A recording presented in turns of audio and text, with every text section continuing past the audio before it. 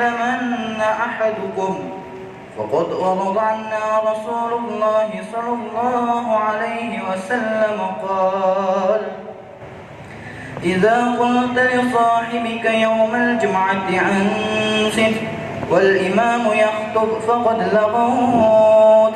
وفي حديث آخر: ومن لغو فلا جمعة له. أنصتوا واستمعوا وأطيعوا رحمكم الله. أنصتوا واستمعوا وأطيعوا رحمكم الله.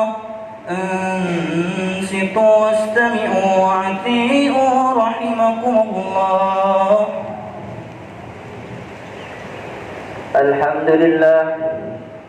الحمد لله على نعمة الإيمان والإسلام. الحمد لله الذي جعلنا من أمة محمد سيد الأنام. الحمد لله الذي هدانا لهذا وما كنا لنهتدي لولا أن هدانا الله. أشهد أن لا إله إلا الله وحده لا شريك له، وأشهد أن سيدنا ومولانا وحبيبنا محمدا عبده ورسوله، أرسله الله بالهدى ودين الحق ليظهره على دينه ولو كره الكافرون. اللهم صل وسلم وبارك وكرم وعلم على سيدنا محمد الفاتح لما أغلق والخاتم لما سبق، ناصر الحق بالحق والهادي إلى صراطك المستقيم، وعلى آله وصحبه حق قدره ومقداره العظيم. أما بعد، فيا عباد الله، فيا أيها المسلمون، أوصيكم ونفسي بتقوى الله، فقد فاز المتقون. وقال الله تعالى: يا أيها الذين آمنوا اتقوا الله حق تقاته ولا تموتن إلا وأنتم مسلمون. Hadirin jemaah Jumat rahimakumullah, marilah kita sama-sama meningkatkan takwa kepada Allah Subhanahu wa taala, yaitu dengan menjalankan perintah-perintah Allah dan menjauhi segala larangan-larangan Allah Subhanahu wa taala, supaya kita menjadi orang-orang yang beruntung di dunia, beruntung pula nanti di akhirat. Hadirin jemaah Jumat rahimakumullah, semua orang menginginkan kebahagiaan dunia dan kebahagiaan akhirat, akan tetapi kebanyakan manusia lupa bagaimana caranya untuk mendapatkan kebahagiaan dunia dan kebahagiaan akhirat. Seluruh para nabi, seluruh para rasul, bahkan nabi kita Nabi Muhammad SAW, mereka semuanya telah memberikan petunjuk, telah memberikan jalan kepada manusia, bahwasanya syarat pertama dan yang paling utama supaya manusia bahagia di dunia dan bahagia pula di akhirat adalah apabila dia itu punya hubungan yang baik dengan penguasa dunia dan penguasa akhirat, yaitu Allah Subhanahu wa taala. Siapa yang ingin kebahagiaan dunia ini tanpa berhubungan baik dengan pencipta dunia, yaitu Allah Subhanahu wa taala, pasti dia akan gagal. Siapa yang ingin kebahagiaan akhirat nanti tanpa ada hubungan baik dengan penguasa akhirat, yaitu Allah Subhanahu wa taala, pasti dia akan menyesal. Hadirin jemaah Jumat rahimakumullah, wa may yattaqil, Allah Subhanahu wa taala berfirman: wa may yattaqillah yaj'al lahu makhraja. Barang siapa yang bertakwa kepada Allah Subhanahu wa taala, maka pasti Allah akan memberikan jalan keluar dari segala masalahnya. Hal ini menunjukkan bahwasanya orang yang takwa kepada Allah itu pun juga dapat banyak masalah-masalah di dunia ini. Memang dunia ini diciptakan oleh Allah Subhanahu wa taala penuh dengan masalah, penuh dengan ujian cobaan.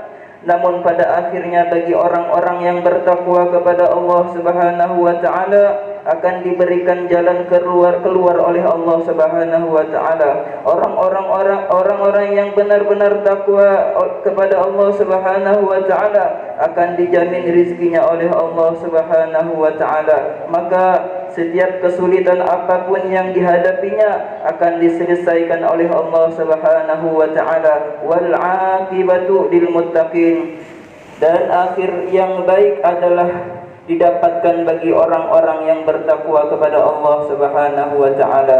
Hadirin jamaah Jumat rahimakumullah, janganlah kita berharap kehidupan di dunia ini tanpa ada masalah, karena emang ad-dunya darul imtihan. Dunia adalah tempatnya ujian, dunia adalah tempatnya masalah.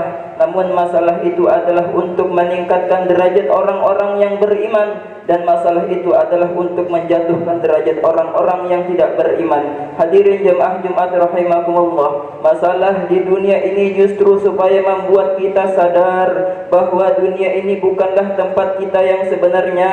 Tempat kita yang sebenarnya adalah akhirat. Dan juga masalah-masalah di dunia ini adalah untuk menghapuskan dosa-dosa yang telah kita lakukan.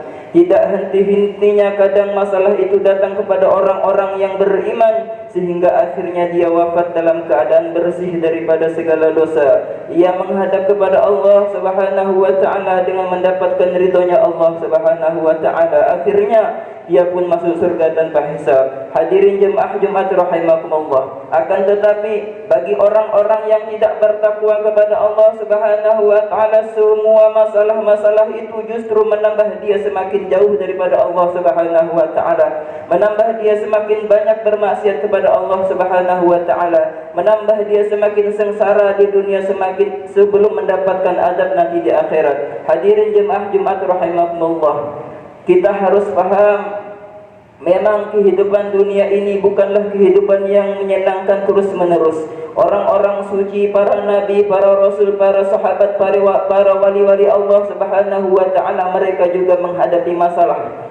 Akan tetapi tetap saja mereka menjadi orang-orang yang mulia di dunia sebelum nanti di akhirat. Maka janganlah kita menjadikan masalah-masalah di dunia ini sebagai alasan untuk menjauhkan diri kepada Allah Subhanahu wa taala. Bahkan justru semakin tambah masalah, semakin tambahnya takwa kepada Allah Subhanahu wa taala, semakin bergantungnya kepada Allah Subhanahu wa taala, semakin taatnya kepada Allah Subhanahu wa taala, maka insyaallah masalah itu akan berubah menjadi barokah di dalam kehidupan kita. Mudah-mudahan kita dipilih oleh Allah Subhanahu wa taala menjadi orang-orang yang bertakwa. Ja'alanallahu wa iyyakum minal faizin al-aminin wa adkhalana wa iyyakum fi zumratil muttaqin al-mu'minin al-muqinin.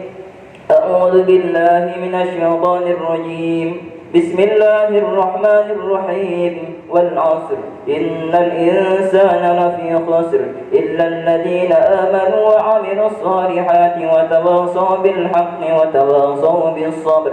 بارك الله لي ولكم في القرآن الكريم ونفعنا وإياكم من الآيات والذكر الحكيم. أستغفر الله العظيم لي ولكم ولسائر المؤمنين. أستغفر الله إنه هو الغفور الرحيم. اللهم صل وسلم وزد وأنعم وتفضل وبارك بجلالك وكمالك على أشرف العباد سيدنا ومولانا محمد وعلى كل صحابة رسول الله أجمعين. إن الحمد لله نستعينه ونستغفره ونؤمن به ونتوكل عليه ونعوذ به من شرور أنفسنا ومن سيئات أعمالنا. من يهده الله فلا مضل له ومن يضلله فلا هادي له. أشهد أن لا إله إلا الله وحده لا شريك له وأشهد أن سيدنا محمدا عبده ورسوله. اللهم صل وسلم وبارك على سيدنا محمد وعلى آله وأصحابه والتابعين له إلى يوم القيامة. أما بعد، فيا عباد الله اتقوا الله حق تقاته ولا تموتن إلا وأنتم مسلمون. واتقوا الله إن الله خبير بما تعملون. وأنيبوا إلى ربكم وأسلموا له من قبل أن تأتيكم العذاب ثم لا تنصرون. واعلموا أن الله تبارك وتعالى قد قال في كتابه الكريم فقال قولا كريما إن الله وملائكته يصلون على النبي يا أيها الذين آمنوا صلوا عليه وسلموا تسليما اللهم صل وسلم على سيدنا محمد وعلى آل سيدنا محمد وعلى أزواج سيدنا محمد وعلى ذرية سيدنا محمد وعلى أتباع سيدنا محمد ورضى اللهم عن خلفائه الأربعة أبي بكر وعمر وعثمان وعلي وسائر أصحاب رسول الله أجمعين وارحمنا معهم بعفوك وكرمك يا أرحم الراحمين ربنا اغفر لنا ذنوبنا وإسرافنا في أمرنا وثبت أقدامنا وانصرنا على القوم الكافرين اللهم اغفر للمؤمنين والمؤمنات والمسلمين والمسلمات الأحياء منهم والأموات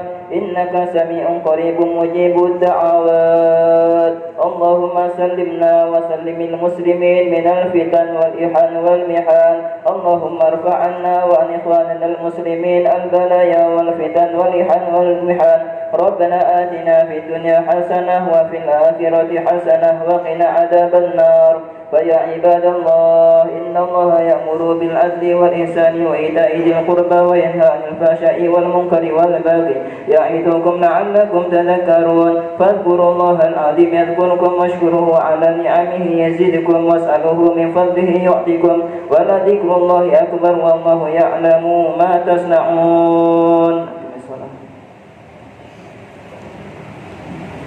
الله أكبر الله أكبر أشهد أن لا إله إلا الله أشهد أن محمد رسول الله حي على الصلاة حي على الفلاح قد قامت الصلاة قد قامت الصلاة الله أكبر الله